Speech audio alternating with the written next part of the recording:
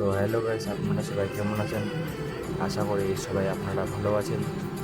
আজকে একটা নতুন ব্লগে নিয়ে চলে আসছি। এখন একটু আমি আর বন্ধু মিলে ঘুরতে যাচ্ছি একটু। লাস্ট পর্যন্ত সবাই ব্লগটা দেখবেন।